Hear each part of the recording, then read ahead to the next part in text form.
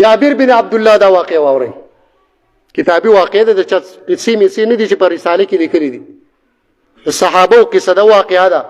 بخاری شریف کې موجود ده په کتاب المغازی کې په باب غزوه الخندق حضرت جابر بن عبد الله فرمایي چې په خندق کې مونږ او نبی له صلوات و سلام امر کړی دی چې دا خندق وکړي د ازمکه وکړي وای په دې کې یو کاڼی راوته چې ډیر سخو نه ماته د صحابه کرامو په خپل وسه وکړي وای نبی له صلوات و سلام ته مې وی چې یو ګټ پکې راوتل دی نه ماتيږي فاخذ المعول وضربه فعاد كسيبا نبی له صلوات و سلام د ماتول وغه ال راوغستا او چې خندق ته کوش شو یو گزارې را پریخو دو هغه سخته ګټه چې نه ماتې دا وای فعاد كسيبا هغه ټوکړي ټوکړي شو د نبی له سلام په یو گزار سره ټوکړي ټوکړي شو صحابه کرامو په خپل وس کړو د حضور مبارک طاقت هغه ځکه شروع کیږي چې کمزې کې د مخلوق طاقت ختم شي صحابه په خپل طاقت وېز میلو ما تنشوا حضور مبارک یو گزار را پریخو دو ټوکړي ټوکړي شو جابر بن عبد الله فرمای ما حضور مبارک ته قتل نو خېټه مبارکې ګېډه مبارکې تړلې و د لوګي د لاس دا د حضور د لوګي په حالت کې طاقت وو وی پلم اصبر علی نفسک پزان باندې صبرونه کو کور تراله مخبل بیبي ته می وی چې حال عندك شیء د خوراک سشته کنه حضور مبارک به وګه لیدلې ده لوګه می پیلیدلې ده او صبر می په خپل ځان باندې نه کړي بیبي کور کې د خوراک سشته کنه چې محبوب علی السلام لوي سما توجه کوي هغه ورته وی و یو د بيزي بچي دي او پکور کې یو سیردانی دي نور سنشتي وای ماغه د بيزي هغه بچي مې ذبح کو او بيبي ته مې وی چې دا دانې ته وړه کوا او ززم چې نبی رسول الله راول هغه راته وی چې لا مني برسول الله صلی الله علیه وسلم وبمن معه لاړ بشي محبوب علیہ السلام ته بوې خو ګوره په خندق کې مهاجرین دي انصار دي ډیر صحابه دي داسې نه چې ګوره ما و شرمې نبی علیہ السلام ته لاړ بشي نبی علیہ السلام ته بوې چې ځان سره یو صحابي دوه زمون کور ته تشریف راوړي چې روټي وخوري حضرت جابر بن عبد الله حضور مبارک خوا ته لاړ ورته وی چې تاسو زمون کور ته تشریف راوړي تاسو له مې توام کړی دی نبی علیہ الصلوۃ والسلام ته وی پټ نبی کریم صلی الله علیه وسلم د خندق چې څومره صحابه کرام موجودو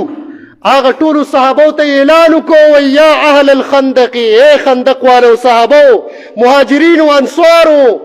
ان جابرا قد صنع سورا جابر سے تاسو له دعوت کړي دي دعا می ته تیار کړي دي په حي علم بكم راځي چې څومره ټول راځي حضرت جابر صاحب وی زړه کې مې يرم رااله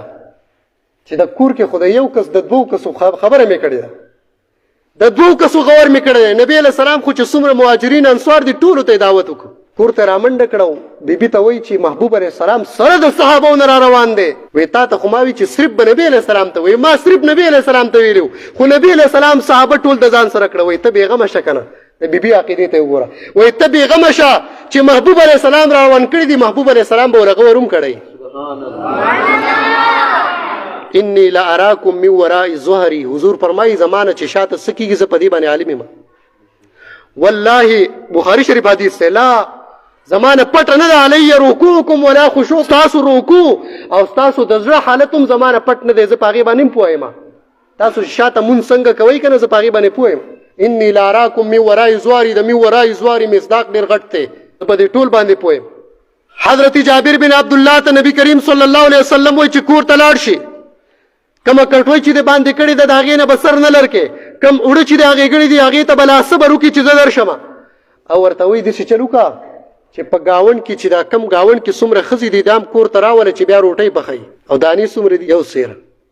او چې بیا لا وړم کې نبی علیه صلات وسلام راغی د جابر صاحب کور ته صحابه کرام ورسره دي او خپل لاړې مبارکې راواغستې او په هغه کټوۍ کې هم واچولې او د هغه اوړو سره یې میلاو کړې د حضور په لاړې د عام لاړو په شان نه دي عام لاړې خو که د چې یو ساس کې د پچا باندې ولګي دا غړي به درې ګزار راچولې